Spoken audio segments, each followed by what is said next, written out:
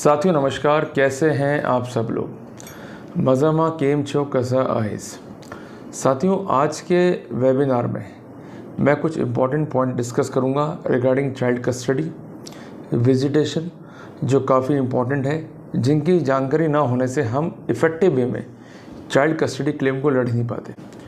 साथियों, जब इस पॉइंट पर मैंने रिसर्च किया तो कुछ जजमेंट जो है मैंने संकलित करे हैं। इसके अलावा मेरे एक्सपीरियंस है और जो वेरियस जजमेंट है उनकी एक्सपीरियंस से कुछ पॉइंट जो है मैंने एकत्र किए, और यकीन मानिएगा एक एक पॉइंट जो है प्रैक्टिकेबल है अगर उसको प्रॉपरली अडॉप्ट किया जाए तो।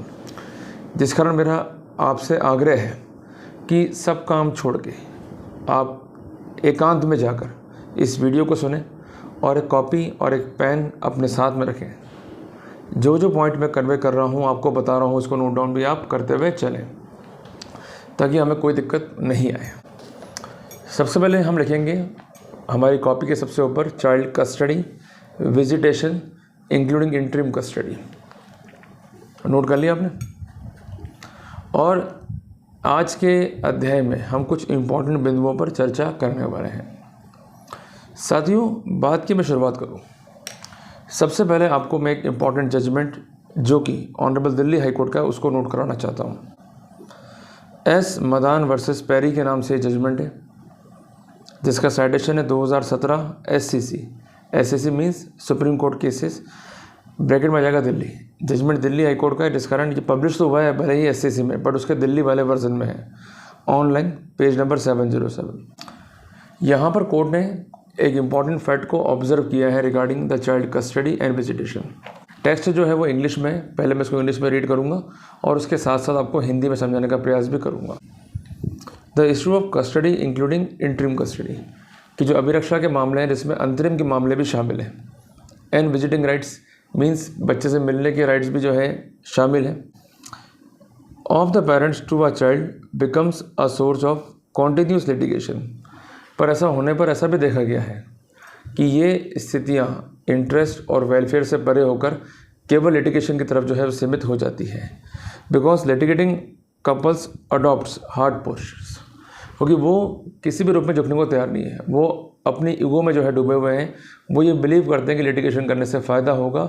बच्चे के इंटरेस्ट के नाम पर बच्चे के कंधे पे बंदूक रखकर उसको चलाते हैं और अल्टीमेटली अपने ही राइट्स को, अपने ही ईगो को वो सेटिस्फाई करने पर लग जाते हैं। The innocent child are used as a tool by the vindicating litigants who inflict severe emotional and psychological abuse on the child, कि जो concerned litigants हैं वो बच्चों को ऐसा टूल यूज़ करते हैं जिससे बच्चों को साइकोलॉजिकल ट्रॉमा होता है, साइकोलॉजिकल डिस्ट्रेस होता है और उनमें साइकोलॉजिकल कॉम्प्लिकेशंस जो है वो पैदा हो जाते हैं। In family disputes litigants put false and vindictive allegations, की जो डिस्प्यूट्स खासकर पारिवारिक मामलों के होते हैं या मैट्रिमोनियल इश्यूज़ के होते हैं, तो वहाँ पर पक्ष एक दूसरे के ऊपर फॉल्स मीन्स झूठे आरोप प्रत्यारोप करने में पीछे नहीं हटते हैं। In this way they also waste the precious time of the court, ऐसा करके वो कोर्ट का वैल्यूबल टाइम भी जो है ख़राब करते हैं। और सबसे इम्पोर्टेंट बात है कि जो चाइल्ड है उसका वेलफेयर तभी होगा जब दोनों ही पक्षकार उसको लव एंड अफेक्शन देंगे, वो ही बच्चे का इंटरेस्ट है। बट प्रॉब्लम क्या होती है कि जब भी हम लोग कोर्ट जाते हैं, हम लगाते हैं आरोप वाइफ पे, वाइफ लगाती है हमारे ऊपर, फिर हम लड़ते रहते हैं, झगड़ते रहते हैं, अपने ही ईगो को सेटिस्फाई करने में लग जाते हैं। तो इस पॉइंट के ऊपर जो है चर्चा करी है दिल्ली हाई कोर्ट ने। साथियों, फंडामेंटल राइट क्या है चाइल्ड का? To get love and affection from the parent. और अगर पक्षकार म्यूचुअली इस मुद्दे को सेटल नहीं कर पाते तो वहाँ पर कोर्ट को इंटरवीन करना होता है। साथियों, जो मामला आज मैं डिस्कस कर रहा हूँ ये काफ़ी रिसेंट है और बॉम्बे हाई कोर्ट का है, जिसका साइटेशन है ABC versus state of Bombay and others. Judgment है 7 मई 2024 का और बॉम्बे हाई कोर्ट ने इसको प्रोनाउंस किया है। यहाँ पर हस्बैंड एंड वाइफ जो है दोनों ही रह रहे थे और काम भी कर रहे थे USA के अंदर, और हस्बैंड के पास जो है इंडियन पासपोर्ट है और दोनों के जो है एक बेबी हुआ है और जो कि USA रेसिडेंट है। एक बच्चा हुआ है जो कि US रेसिडेंट है, और हस्बैंड और वाइफ जो है ये सिटीजन ऑफ इंडिया भी हैं बाय बर्थ। इनकी शादी हुई 16/1/2015 को। 9/15 को जो कंसर्न्ड वाइफ थी और जो हस्बैंड था ये शिफ्ट होगा USA में। 16/6/24 को इनके एक बेबी चाइल्ड हुआ USA में, और हस्बैंड का एक कंप्लेंट था कि उसकी वाइफ उसको mentally, physically, socially, emotionally, financially जो है हैरेस करती है और उसका बिहेवियर जो है वो क्रूएल है, और अल्टीमेटली जिस कारण से 5/9/23 से ये दोनों जो है अलग अलग रह रहे हैं। साथियों, यहाँ पर सबसे इम्पोर्टेंट बात ये है कि हस्बैंड ने एट द इंसेप्शन एक पिटिशन जो है दाखिल करी कोर्ट में, जिसका बेसिस था child support and equitable distribution, जिसको हम इंडियन कानून में कहते हैं जॉइंट कस्टडी। और इसके लिए इसने टेम्पररी पेरेंटल अरेंजमेंट्स पर रिलाई किया। साथियों, एक छोटी सी बात मैं आपको कन्वे करना चाहता हूँ कि जब भी हम हिंदुस्तान में चाइल्ड कस्टडी मैटर्स को लड़ते हैं तो इस पॉइंट पर हम काम करना भूल जाते हैं। हमको लगता है कि हम कोर्ट जाएंगे, पिटिशन दाखिल करेंगे, जीत जाएंगे। इस बात को समझ के चलिएगा कि जब भी आप कोर्ट जा रहे हैं तो there should be a cause of action, और अगर कॉज ऑफ एक्शन नहीं तो हम केस को इजीली कॉन्टेस्ट नहीं कर पाएंगे। कंटेक्स्ट में टेम्पररी पेरेंटल अरेंजमेंट एक इंपॉर्टेंट टूल है हस्बैंड के हाथ में। इसमें क्या होता है कि बच्चे का सपोर्ट करने के लिए, बच्चे के साथ लव एंड अफेक्शन शेयर करने के लिए एक नोटिस जो है दिया जाता है माँ को। उसके बाद उस नोटिस के बेसिस पर एक पिटिशन जो है दाखिल की जाती है कोर्ट में। हालांकि ये कल्चर जो है इंडिया में कॉमन नहीं है और ना ही हमारे एडवोकेट्स कॉमन करना चाहते हैं, बट आप पर दायित्व है क्योंकि आप लड़ रहे हो मेन साइड को, तो इस कल्चर को जो है कॉमन करो। और ये काफ़ी अच्छा प्रोसीजर है जिसमें दो फ़ायदे होते हैं। सबसे पहले बात, हम ये नहीं कह रहे हैं कि कस्टडी छीन लो माँ से, हम ये कहते हैं कस्टडी शुड बी या जॉइंट कस्टडी। कुछ टाइम बच्चा रहे हमारे पास, कुछ टाइम रहे माँ के पास, ताकि दोनों का ही इक्विटेबल लव एंड अफेक्शन जो है बच्चे को मिल सके, दोनों का ही इक्विटेबल सपोर्ट मिल सके, और बच्चा किसी भी रूप में डिप्राइव महसूस नहीं करे कि मेरे पिताजी नहीं है, मेरी माताजी नहीं है। साथियों, इस केस में भी ऐसा ही किया गया और लगभग 3 महीने तक बच्चा जो है उस कॉन्सिक्वेंटल में पिता के पास में रहा। माँ ने यहाँ पर ध्यान नहीं दिया। 7 दिसंबर 23 को सडनली जो है माँ बच्चे को स्कूल से लेकर रवाना हुई इंडिया के लिए, और इंडिया जो है वो पहुंच गई without informing the husband and without his consent. Husband जो है जब इस बात से एग्रीड हुआ तो उसने वाइफ को लीगल नोटिस दिया। अल्टीमेटली उसने sole legal and physical custody के लिए कोर्ट में अप्लाई किया और कोर्ट ने जो है नोटिस जारी करे, इवन कंटेम्प्ट नोटिस भी जारी करे, बट वाइफ जो है अपीयर नहीं हुई और 4/1/24 इसमें जो है डेट दी। In the meanwhile wife ने इंडिया से फॉल्स केसेस डाल दिए डाउरी हैरेसमेंट के। इसके अलावा हस्बैंड ने भी जो है केस फाइल कर दिया किडनैपिंग का, और फिर वाइफ ने जो है केस फाइल कर दिया डोमेस्टिक वायलेंस का। और जो कंसर्न उसका पिटिशन था टेम्पररी पेरेंटल अरेंजमेंट का, जो कि बाद में कन्वर्ट हुआ for the sole legal custody, जिसमें कोर्ट ने नोटिस जारी करे थे, उसमें वाइफ अपीयर नहीं हुई, जिस कारण एक्सपर्टी रूप से कोर्ट ने डिसाइड कर दिया केस को हस्बैंड के पक्ष में और ऑर्डर कर दिया वाइफ को to hand over the custody of child to the concern father. साथ ही इसके अलावा वाइफ ने इंडिया में एक पिटिशन जो है और दाखिल करी regarding the permanent custody of child, और इस पिटिशन में हस्बैंड जो है अपीयर हो गया। इन द मीन वाइल हस्बैंड ने जो है केस फाइल कर दिया हाई कोर्ट में under rate of habeas corpus, जिसमें वाइफ जो है अपीयर हुई। उसने कुछ ऐसे पॉइंट्स को रखा जो हमारे लिए काफ़ी इंपॉर्टेंट है, और अगर हम इन पॉइंट्स पे ध्यान दे लें तो निश्चित तौर पर हम सफल होंगे ही होंगे। साथियों, कहना यह था वाइफ का कि हस्बैंड जो है वो डेलिबरेट है। 5/9/23 को हस्बैंड जो है बच्चे को स्कूल से जबरन ले गया, मुझे उसने इन्फॉर्म नहीं करा, और अल्टीमेटली उसने बच्चे की कस्टडी के बेसिस पर एक गेम खेला। उसने कोर्ट को सेटिस्फाई करने का प्रयास करा कि माँ जो है बच्चे का ध्यान नहीं दे पा रही है, माँ जो है डेलिबरेट है, मेरे साथ जो है वो हैरेसमेंट कॉज करती है, जिस कारण टेम्पररी पेरेंटल अरेंजमेंट के तहत दोनों ही पेरेंट्स को जॉइंट कस्टडी जो है वो दी जाए। इसके अलावा इनके वकील साहब ने मुझे एक ईमेल भेजा, उसमें लिखते हैं कि आपका पता जो है नोन नहीं है, आप बच्चे के लिए समर्पित नहीं है, आप जो है अपना क्लेम इस पॉइंट्स पे जो इस ईमेल में बताया गया उस पर सबमिट कर सकते हैं। बट उसका कहना था ये कम्युनिकेशन लीगल नहीं है, it is basically strategic communication to show that I am deliberate. इनका ये भी कहना है कि मेरे हस्बैंड ने मेरे important document means document of immigration को जो है विदहेल्ड कर लिया है, ताकि मेरी प्रेजेंस जो है यूएसए में इलीगल हो जाए, जिस कारण मैं जो है इंडिया आई। साथियों, का ये भी कहना है कि जो हस्बैंड का एडवोकेट है वो मुझे ब्लैकमेल करता है और ये मुझे इंसिस्ट करता है to sign the temporary parental arrangement. मैं घबरा गई थी, जिस कारण घबरा के मैंने जो है साइन कर दिया। ऐसा कॉमन प्रैक्टिस इंडिया में भी जो है देखी गई है। कई बार म्यूचुअल डिवोर्स की पिटीशन होती है तो वाइफ कहती है कि मुझे जो है हस्बैंड के वकील ने चाकू दिखाया, या कई बार ऐसे आरोप भी आते हैं कि जज साहब ने जो है चाकू दिखा दिया, या कई बार ऐसे भी आते हैं कि मुझे जो पुलिस वाले उन्होंने चाकू दिखा दिया और साइन कर लिए। तो मेरा ये कहना है कि जो भी सबमिशंस होते हैं पार्टीज़ के, अगर उनके साथ गलत हुआ है तो उनको इमीडिएटली इस मामले में एफआईआर कटा देनी चाहिए। अगर एफआईआर नहीं है, कोई सब्सटेंस नहीं है, such allegations come with the preview of bald allegations, और ऐसे एलिगेशन पर किसी भी रूप में रिलाई अपॉन नहीं किया जा सकता। वाइफ का कहना है कि हस्बैंड जो है प्रॉपर फूड जो है कुक नहीं करता है। उसका ये भी कहना है कि हस्बैंड जो है बच्चे के कपड़े जो है नहीं धोता है, बच्चे को प्रॉपरली ड्रेस में जो है वो नहीं बेचता है। इवन उसको मेडिकल इश्यूज़ भी आए बीच में, तो उसको भी जो है उसने अवॉइड किया, ध्यान नहीं दिया। इनका ये भी कहना है कि मैंने कहा कि बच्चे को चाइल्ड जो थेरेपिस्ट है उसके पास लेके चलो, उसने वहाँ पर जाने से जो है मना कर दिया, जिस कारण बच्चे में साइकोलॉजिकल डिसऑर्डर जो है ये डेवलप कर रहा है। बच्चे को मेरे खिलाफ जो है पॉइजन कर रहा है, बच्चे को ये अनहेल्दी एटमॉस्फेयर दे रहा है। और मैंने इसके अलावा स्कूल से जो है कम्युनिकेशन किया, उनसे ये भी कहा कि जो काउंसलर है या जो प्रिंसिपल है उनको भी इस बारे में इन्फॉर्म किया जाए, पर उन्होंने कोई इन्फॉर्मेशन नहीं दी। और ऑन द कॉन्ट्री हस्बैंड ने स्कूल से डॉक्यूमेंट जो है प्राप्त कर लिया जिसका हेडिंग था not required the child for any counselling. जो हस्बैंड का लाइफ स्टाइल है वो टोटली गलत है, वो इमोरल लाइफ लीड कर रहा है। इसके अलावा एंग्जाइटी इश्यूज़ जो है हस्बैंड में रहते हैं, ये एक चेन स्मोकर है, तो ये बच्चे के हेल्थ, लाइफ और लिबर्टी को जो है टोटली अफेक्ट कर देगा। पर साथियों जो पॉइंट यहाँ पर वाइफ ने रेस की है, ये पॉइंट कहीं ना कहीं हमारे लिए भी काफ़ी हेल्पफुल है अगर हम चाइल्ड कस्टडी केस को लड़ रहे हैं। मैं एक बात जो है आपको स्पष्ट करना चाहता हूँ कि जब बच्चा आपके पास और आपकी वाइफ के पास जॉइंट कस्टडी में था, मैं जब डिस्प्यूट कोर्ट में नहीं पहुँचे, तब बच्चे को आप किस प्रकार रख रहे हो, आपके पेरेंट्स किस प्रकार रख रहे हैं, बच्चा किस प्रकार का अकोमोडेशन जो है घर में ले रहा है, उसका किस तरह का एटमॉस्फेयर घर में है, क्या वो रिलीजियस है या नहीं है, या बच्चा जब स्कूल जा रहा है तो स्कूल में उसका किस तरह का जो है माहौल दिखता है। कई बार ऐसा होता है कि बच्चे जो है जब स्कूल जाते हैं तो अपने पेरेंट्स के जीवनी के बारे में अपने फ्रेंड्स को या अपने टीचर को जो है बताते हैं कि भाई हमारे पेरेंट्स लड़ रहे हैं, या कई बार बच्चे जो है डिप्रेशन में रहते हैं, या कई बार अपना जो अंदर का पॉइंट है वो आउटब्रश नहीं कर पाते हैं। तो ये सब पॉइंट्स काफ़ी इंपॉर्टेंट है। चूँकि ये डिफेंसेस जो है रेस की है वाइफ ने, इसका मतलब ये नहीं कि मैन साइड इनको काम में नहीं ले सकता, मैन साइड भी काम में ले ले कि जैसे अगर वाइफ जो है उसका पार्टिसिपेशन क्या है बच्चे की एजुकेशन में, ये काफ़ी इंपॉर्टेंट पॉइंट है। वाइफ का जो एडवोकेट है वो हमारे पे क्या आरोप लगा रहा है, वाइफ जो है हम पे क्या आरोप लगा रही है, ये काफ़ी इंपॉर्टेंट है। वाइफ का विलिंगनेस क्या है टू फाइल द लिटिगेशन और to have the interest of child. इसके अलावा बच्चे को किस तरह का फूड देती है, उसका लव एंड अफेक्शन क्या है, उसको वो नेचुरली फीड करा पा रही है नहीं करा पा रही, हस्बैंड से बच्चे को मिलने दे रही है नहीं दे रही, हस्बैंड के जो घर वाले हैं उनसे मिलने दे रही नहीं दे रही, उसे घर का माहौल कैसा कर रखा है, और बच्चे को रिलीजियस बनाने में क्या कदम उठा रही है। ये सब इंपॉर्टेंट फैक्टर्स हैं उसकी कस्टडी को डिटरमिन करने में। इसको अभी हालांकि अपन और डिस्कस करेंगे इसी चैप्टर के अंदर, इसी अध्याय के अंदर, बट मैंने एक मोटे मोटे पॉइंट जो है आपको नोट करवा दिए हैं। साथियों इसके अलावा मैं एक बात कहना चाहता हूँ कि प्रॉपर केयर एंड काउंसलिंग जो है वो बच्चे के लिए रिक्वायर्ड है। अगर उसको प्रॉपर केयर एंड काउंसलिंग नहीं मिल रही है तो वहाँ पर किसी भी रूप में बच्चे का वेलफेयर और इसका इंटरेस्ट जो है हम इंश्योर नहीं कर सकते। साथियों इसके अलावा वाइफ ने क्या किया कि बच्चे का एडमिशन जो है किसी अन्य स्कूल में करा दिया।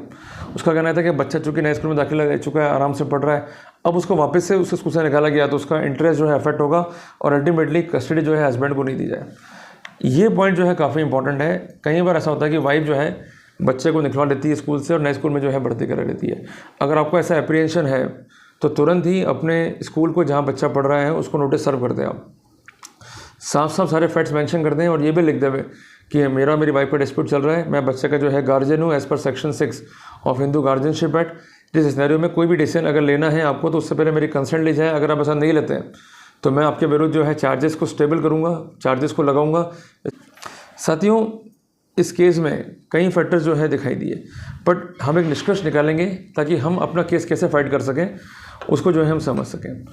साथियों ये बात सही है कि जब बच्चा टेंडर एज पर है तो मदर का सानिध्य, मदर का साथ उसके लिए काफ़ी ज़रूरी है। और इस बात पे इवन सुप्रीम कोर्ट ने भी एम्फेसाइज किया है in judgment of Phillips David बनाम स्टेट ऑफ एनसीटी के मामले में, जिसका साइटेशन है 2013 वॉल्यूम 135 DRJ पेज 537। इसके अलावा विवेक सिंह बनाम रोमानी सिंह का जजमेंट है 2017 वॉल्यूम 3 SCC पेज 23। इस पर भी जो है कोर्ट ने एम्फेसाइज किया है। इसी के साथ साथ कोर्ट ने ये भी स्पेसिफिक किया in judgment of Rosy Jacob versus Jacob A, जिसका साइटेशन है 1973 वॉल्यूम 1 SCC पेज 840 कि childrens are not mere chattels of the parents. Means उनको लव एंड अफेक्शन की आवश्यकता है और उनका बेटर इंटरेस्ट से भी डेवलप हो पाएगा जब दोनों ही पेरेंट्स को उनको लव एंड अफेक्शन मिले। अब बार बार हम लोग पढ़ते हैं in the interest of child, पर इंटरेस्ट ऑफ चाइल्ड क्या है ये भी समझना जो है हमारे लिए ज़रूरी है। इंटरेस्ट ऑफ चाइल्ड को जो है परिभाषित किया गया section 2 sub clause 9 juvenile justice care and protection act 2015 में। वो ये कहता है कि बच्चे का वेलफेयर, बच्चे का इंटरेस्ट तभी सिक्योर हो पाएगा कि जब कंसर्न पेरेंट जो हैं टोटली बेस्टो हो to ensure the basic rights of the child. और बच्चे का कैसे डेवलपमेंट होना चाहिए फिजिकली भी, इमोशनली भी और इंटेलेक्चुअली भी, इस पर जो है हम जोर दें। इसके अलावा उसका वेलबींग कैसे होगा इस पर जोर दें, और जो उसका अस्तित्व है वो कैसे बिल्डअप करेगा उस पर जो है जोर दें। अगर ऐसा पेरेंट बच्चों के इस फैक्टर्स पर काम नहीं कर पा रहा है तो ऐसा पेरेंट किसी काम कर्म का नहीं है। साथियों मैं कई बार देता हूँ कि कई लोगों को शौक है व्लॉगिंग करने का, अपने बच्चों को ले जाते हैं स्कूटर बैठा के और अल्टीमेटली व्लॉगिंग्स करते रहते हैं। ये शो करते हैं कि हम बच्चों के लिए बच्चों के लिए काफ़ी केयरफुल हैं, बच्चों के लिए हम काफ़ी जो है अपना लव एंड अफेक्शन जो है शेयर कर रहे हैं, कभी गन्ने का जूस पिलाते रहेंगे उनको, कभी कोई टॉय दिला देंगे, या कभी अपने कोई आर्टिकल्स जो उनके आते हैं उसको एक्सपोज करते रहेंगे। तो इससे बच्चों का वेलफेयर नहीं होता है। ऐसे पेरेंटल मेरे हिसाब से कोई साइकोलॉजिकल डिसऑर्डर है उससे ग्रसित हो सकते हैं। तो मेरा कहना ये है कि बच्चों का वेलफेयर तब होगा क्या जब आप बच्चों को रियल में टाइम दे रहे हो। ये नहीं कि आपने उनको ला के दे दिया प्ले स्टेशन या कोई टीवी शो लगा दिया या उनके हाथ में फ़ोन पकड़ा दिया और आप आराम से बैठो, इससे काम नहीं चलेगा। उनकी स्टडीज़ कैसे हो रही हैं उस पर देखना होगा, उनका बैकग्राउंड क्या है उस पर देखना होगा, उनके फ्रेंड सर्किल क्या है उस पर देखना होगा, टाइमली स्कूल जाकर उनका कैसे डेवलपमेंट हो रहा है उस पर देखने विचार करना होगा। अगर ये फैक्टर हम काम में नहीं ले रहे हैं तो कोई मतलब नहीं है पेरेंट्स बनने का। साथ ही उसके अलावा कोर्ट ने एम्फेसिस किया कि ऐसे कई फैक्टर है जिसमें हम चाइल्ड वेलफेयर को देखते हैं कि जिस पेरेंट्स को बच्चा देना चाहते हैं वो कितना मैच्योर है, क्या वो जजमेंट टेकर है या नहीं है, उसमें कितनी मेंटल स्टेबिलिटी है, क्या वो अपने बच्चे को एक एक्सेस प्रोवाइड कर पाएगा अच्छे एजुकेशन के लिए या नहीं, ये भी देखना होगा। उसका मॉरल कैरेक्टर क्या है, उसका इन्वॉल्वमेंट क्या है कम्युनिटी में, ये भी देखना होगा। और फाइनेंशियली उसके पास सफिशिएंट मीन्स है या नहीं है, इसको देखना होगा। तो इन सब फैक्टर के बेसिस पे अब मैं कुछ पॉइंट्स जो है आपको लिखाऊंगा जो काफ़ी इंपॉर्टेंट है इन दीज फैक्टर्स की हम बच्चे की कस्टडी जो है कैसे क्लेम करें। साथियों, जब भी आप पिटीशन को ड्राफ्ट कर रहे हैं उससे पहले एक नोटिस को ड्राफ्ट किया कीजिए, और नोटिस ड्राफ्ट करने से पहले ब्रीफ कीजिए सारे फैक्ट्स का जो आपके माइंड में है, और उन ब्रीफिंग्स को करते हुए आपको कुछ पॉइंट्स जो है ध्यान में रखने हैं। सबसे इंपॉर्टेंट बात कि जब डिस्प्यूट हुआ हस्बैंड और वाइफ का, तो उस समय शादी कितना निप चुकी है ये एक इंपॉर्टेंट फैक्टर होता है to decide the child custody. दूसरी बात, बच्चे ने कितना टाइम जो है स्पेंड किया है अपनी लाइफ का अपने पिता के फैमिली में, पिता के डिस्ट्रिक्ट में या स्टेट में, इसको भी जो है आपको एम्फेसाइज करना है। क्योंकि जब वो लंबा टाइम ले लिया मीन्स 12 साल 13 साल 8 साल, तो उसके जो लोकल फ्रेंड्स हैं, इसके स्कूल फ्रेंड्स हैं, उनसे जब वो डी अटैच होगा तो काफ़ी उसके लिए पेनफुल होगा कि वो एक नए मॉल में जाए और वापस अपने आप को रिहेबिलिटेट करे। कई बार ऐसा होता है कि पेरेंट्स में नाराज़गी रहती है और पत्नी जो है करीबन 1 साल 1.5 साल पीयर जाके बैठ गई, फिर से वो हो गई, तो ये इमोशनल गेमबाजी जो है नहीं चलेगी। कुल मिला के सिंसियर एफर्ट्स दोनों ही पेरेंट्स को करने हैं और एक डिसीजन लेना पड़ेगा टाइमली कि mutually what they want to settle regarding the child welfare in custody. तीसरी इंपॉर्टेंट बात है कि कई बार ऐसा होता है कि डिस्प्यूट हुआ और वाइफ जो है चल दी सीधा बस में बैठ के अपने पीयर या ट्रेन में बैठ के अपने पीयर, तो सडन जो रिमूवल हुआ है बच्चे का उसके रूटीन से वो काफ़ी शॉकिंग होता है उसके लिए। भाई माँ तो चल दी पीयर, वो तो जाके अपना रोना रोएगी कि साहब मुझे मारते हैं पीटते हैं डाउरी हैरेसमेंट करते हैं, जो एक सेट ड्रामा है। बट बच्चे का जो फ्रेंड सर्किल था, जो उसका रोज़ का रूटीन था, जो उसका इमोशनल बॉन्डिंग अटैचमेंट था विद अदर पर्सनस, जैसे मान लीजिए पड़ोस से अंकल आते हैं और बेटा क्या हाल चाल है, पड़ोस से आंटी आ गई बेटा क्या हाल चाल है, दीदी आ गई बेटा जो है अपन खेलते हैं। तो कहने की बात है कि जो उसका रूटीन था, उसका जो इमोशंस है, अगर उसको माँ डिटैच कर रही है या माँ उसको रिमूवल कर रही है उस एटमॉस्फेयर से, तो ये भी एक इंपॉर्टेंट पॉइंट है, इसको आप रख सकते हैं। इसके अलावा जब वो न्यू फ्रेंड सर्च करेगा उनसे वो एडजस्ट हो पाएगा या नहीं हो पाएगा, हो सकता है कि उसको मजाक बनाए, तो ये भी एक इंपॉर्टेंट फैक्टर है उसका ट्रॉमा डेवलप होने में। तो ये पॉइंट भी आप जोर दे सकते हो अपने नोटिस में या लिटिगेशंस के अंदर। साथ ही उसके अलावा मेंटेनेंस पिटीशन भी जो है काफ़ी इंपॉर्टेंट रोल प्ले करती है to determine child custody case, क्योंकि मेंटेनेंस केस में वाइफ को लगती है कि वो बेरोजगार है और हस्बैंड जो है कमाता है, जबकि इस मामले में वाइफ लिखती है कि हस्बैंड के पास जो है प्रॉपर मीन्स नहीं है और हस्बैंड जो है फक्कड़ है। देखो, फाइनेंशियल फैक्टर एक डोमिनेंट फैक्टर है to decide the child custody and welfare.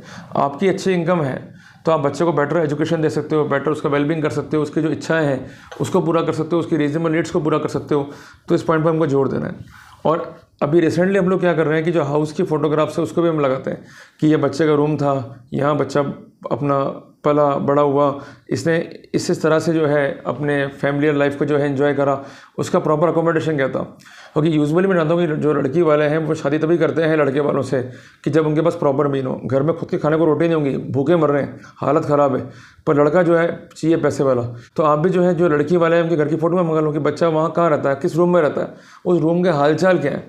कहीं ऐसा तो नहीं कि भाई पेंट झड़ रहा है, फंगस लग रही है उस कमरे में, प्रॉपर उसका बेडिंग नहीं है, उसकी प्रॉपर जो है साफ़ सफाई नहीं है। तो ये सब इंपॉर्टेंट फैक्टर हैं to determine the efficient claims of child custody. तो इस पॉइंट पर जो है विशेष हम एम्फेसाइज कर रहे हैं और इवन नोटिस में भी वो फोटोग्राफ लगा दो, अच्छा रहेगा, कोई दिक्कत नहीं। इसके अलावा बच्चा जिस डिस्ट्रिक्ट में है, स्टेट में है, वो कितना डेवलप्ड है, वहाँ बच्चे की एडवांस स्टडी कैसे है, इस पर भी आप जोर दे सकते हो। मैंने से कई केस देखे हैं कि बच्चा जो है राजस्थान में उसको उठा के जो है माँ ले गई ऐसे डिस्ट्रिक्ट्स में या स्टेट्स के अंदर जो कम डेवलप्ड है, या बच्चा जो है साउथ में उसको उठा के ले गई नॉर्थ इंडिया के अंदर जो कम डेवलप्ड है साउथ से, तो बच्चे का वेलफेयर कैसे होगा। तो ये भी इंपॉर्टेंट फैक्टर है कि आपका डिस्ट्रिक्ट और आपका स्टेट किस तरह से डेवलप्ड है, टेक्नोलॉजिकली ओरिएंटेड है बच्चे की एक बेस्ट एजुकेशन के लिए, at present and in near future. इसके अलावा टेम्पररी पेरेंटल अरेंजमेंट जो मैंने आपको बताया है, जब भी नोटिस दो तो उसमें अपना विलिंगनेस शो करो कि हम बच्चे से किस तरह से मिलना चाहते हैं, किस तरह से हमारा लव एंड अफेक्शन है। कई बार ये होता है कि आप वकील की सलाह पे 2-2 साल बाद केस करते हो, इससे आपको नुकसान होता है। बच्चा अगर मान लेगा ये इमीडिएटली आप नोटिस सर्व कर दो 7 दिन के अंदर अंदर रिगार्डिंग टेम्पररी पेरेंटल अरेंजमेंट, कि जब तक कोर्ट तय नहीं करती हम लोग म्यूचुअली तय करते हैं, और म्यूचुअल में हम ये शर्तें जो है चाहते हैं, तो इसमें एक डीड बनती है, ड्राफ्टिंग होती है उसकी, तो वो साहब में लगा दो नोटिस के, तो काफ़ी आपको आराम रहेगा।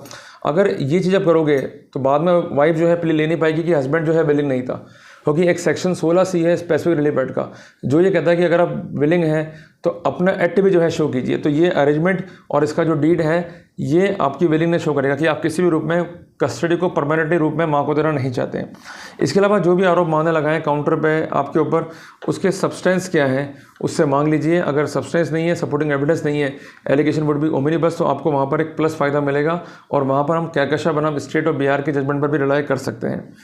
इसके अलावा स्कूल काउंसलर्स और टीचर को इस बारे में इन्फॉर्मेशन जरूर दीजिए कि हमारे भी डिस्प्यूट चल रहा है। कहीं ऐसा ना हो कि माँ चुपचाप आके ले जाए, बच्चे का क्या वेलफेयर है, क्या वेलबिंग है, कैसे वो इम्प्रोवाइज़ कर रहा है, कैसे वो काम कर रहा है अपनी लाइफ में, इस सब बातों को आपको जो है जोर देना है। एक्चुअली मैं आपको इसलिए बातें कह रहा हूँ कि अगर हम नोटिस नहीं देंगे स्कूल को या उनकी जानकारी फट लेके नहीं आएंगे, तो इसका फ़ायदा जो है बीवी ले लेगी। भाई देखो हस्बैंड जो है लापरवाह है, वो कुछ चाहता ही नहीं है कि बच्चे का जो है वेलफेयर हो, वेलबिंग हो।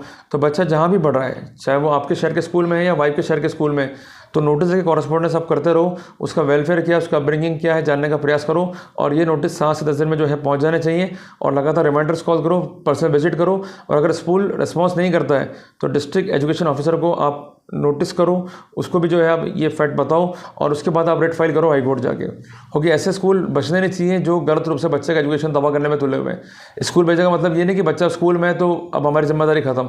बच्चे का वेलफेयर क्या है, कैसे अपब्रिंगिंग कर रहे हैं, बच्चों को कैसे एजुकेट कर रहे हैं, उसका क्या इंटरेस्ट है, बच्चा डिप्रेशन में तो नहीं है, यहाँ बच्चा इन कन्फ्लिक्ट तो नहीं है, कहीं ऐसा तो नहीं कि बच्चा गुस्से में हो चुका है, उस पर कोई अपराध करने की टेंडेंसी डेवलप हो रही हो। ये सब बातें पूछनी पड़ेगी स्कूल से आपको।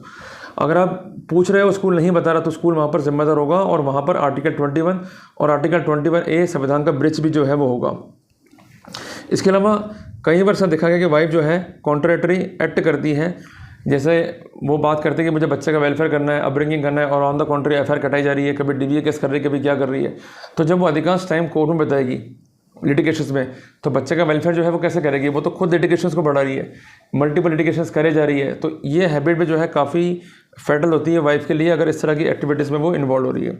इसके अलावा बच्चे का प्रोग्रेस का जो मैंने आपको बताया वो इंपॉर्टेंट है, और आप खुद भी जो है सोशल फंक्शंस करते रहा करो, और उसमें जो है अपनी वाइफ को इनवाइट करो, बच्चों को इनवाइट करो। भाई प्रॉब्लम क्या है, वो नहीं आ रहे हैं, उनको प्लॉजिबल कॉज देना होगा। घर में जैसे अपने कोई रिलीजियस फंक्शन रख लिया, मीन्स अपने सुंदरकांड रखवा लिया, अपने सत्यनारायण जी की पूजा रखवा ली, या कोई अच्छा रिलीजियस फंक्शन है उसको रखवा लिया, और वाइफ उसमें नहीं आ रही है, पार्टिसिपेट नहीं कर रही है, तो उसका मतलब वो अपना जो ईगो है वो सेटिस्फाई करना चाहती है। उसमें लिख दो कि भाई अगर आप नहीं आना चाह रहे हो तो कम से कम इसका हम लाइव टेलीकास्ट भी करेंगे, उसमें आप जुड़ जाओ, ताकि पूरा परिवार जो है आपका जो है इसको देखे और आप भी देखो, तो कम से कम आप सबका इंक्लूडिंग बच्चे का रिलीजियस जो है डेवलपमेंट हो, वेलबिंग हो। इसके अलावा आपके जो फ्रेंड सर्किल है उसमें अगर हाउस पार्टीज हो रही हैं तो उसमें बच्चे को बुलाइए, माँ को बुलवाइए, ज़रूरी है बुलवाना। नहीं बुलवाएंगे तो ऐसा शो होगा कि भाई आप बच्चे को जो है डी अटैच कर रहे हैं। भाई हनुमान चालीसा के अपन 11 पार्ट कर लिए, 21 पार्ट कर लिए, और उसके बाद घर में छोटा मोटा लंगर रख लिया, यही हाउस पार्टी होती है। अब वो शराब वगैरह पीना और ये मांस मदिरा खाना, ये सब बेकार चीज़ें। तो हाउस पार्टी का एक अच्छा कॉन्सेप्ट, एक अच्छा रूप हम ये भी देख सकते हैं। वो इन्वाइट करो, वो आने को तैयार क्यों नहीं है, टिकट उसको भेज दो, भाई तू आजा, मैं तुझे बुलवाने को तैयार हूँ। तो कुल मिला के आपके एफर्ट्स क्या हैं वो शो होने चाहिए। और इसके अलावा बच्चे का स्कूल में क्या डिसिप्लिन है, कहीं से तो नहीं कि झगड़ा कर रहा है, उसका डिसिप्लिन बिगड़ रहा है, इसको भी जानने का जो है आपको प्रयास करना है, लगातार इंटरेक्शंस करने हैं इस बारे में, और ये आपका और बच्चे का फंडामेंटल राइट है। और रिपोर्टें अगर वाइफ बार बार कर रही है, जैसा मैंने आपको बताया मैंने, और मल्टीपल लिटिगेशन में आपको डालने की कोशिश कर रही है, तो it mean she is going to make the issue more complex, ताकि आपका जो है वो भविष्य ख़राब करने में तुली हुई है और आपके बच्चे का भविष्य ख़राब करने में तुली हुई है। Then it is also an important factor. इसके अलावा चाइल्ड साइकोलॉजिस्ट के पास भी ओपिनियन ले सकते हैं, बट वो सीधे मत लेके जाओ। आप एक काम करो, एक नोटिस दो वाइफ को कि भाई बच्चे को ले आओ थेरेपिस्ट के पास में, तो ताकि बच्चे के माइंड में क्या चल रहा है, उसका ओवरऑल डेवलपमेंट क्या है, उसका साइकोलॉजिकल डिस्ट्रेस क्या है, इस बारे में वो एवोल्यूट कर सके। और उसकी रिपोर्ट काफ़ी इंपॉर्टेंट है, और ऐसा बॉम्बे हाईकोर्ट ने कई केसों में जो है लेट डाउन किया है। हालांकि इस मामले में कोर्ट ने जो है पिटिशन इंक्लाइन करी हस्बैंड की और उसको बच्चे के संबंध में जो है राइट्स प्रोवाइड करे, सब्जेक्ट सर्टेन कंडीशंस की। अगर माँ बच्चे को लेके आती है तो बच्चे के खर्चे हस्बैंड उठाएगा, माँ के खर्चे जो है हस्बैंड उठाएगा, वही सेकेंडरी इशू है। तो कुल मिला के हस्बैंड जीत गया, उसके जो राइट्स है वो कोर्ट में स्टेबल रहे। और इवन जो कंसर्न्ड कोर्ट के फैसले थे, मींस मैं बात कर रहा हूँ कोर्ट ऑफ यूएसए की, तो उनके फैसले भी कोर्ट ने यहाँ पर कंसिडर करे और उसको देखते हुए एक फैसला जो है पारित करा। तो मेरा कहना ये कि आप जब भी कस्टडी बैटल्स को लड़ रहे हो तो ये सारे फैक्टर्स काफ़ी इंपॉर्टेंट है, तो इन फैक्टर्स को ध्यान में रखते हुए जो है पिटिशंस को ड्राफ्ट करो। इसके अलावा मेडिकल वेलबिंग कैसे आपने करा, सोशल वेलबिंग कैसे आपने किया, उसका रिलीजियस वेलबिंग कैसे आपने किया, खर्चे आपने क्या क्या उठाए, इन फैक्टर्स को भी जो है समावेशित करते हुए चलो तो अपने को जो है फ़ायदा होगा ही होगा। तो उम्मीद करता हूँ कि आज के वेबिनार में अपन ने काफ़ी चीज़ जो है सीखी है, समझी है। और अब हम शुरू करते हैं क्वेश्चंस टेकिंग सेशन, जिसके लिए आप अपने व्यूज़ जो है कमेंट बॉक्स में लिखते चलिए ताकि मैं उत्तर जो है देता रहूँ।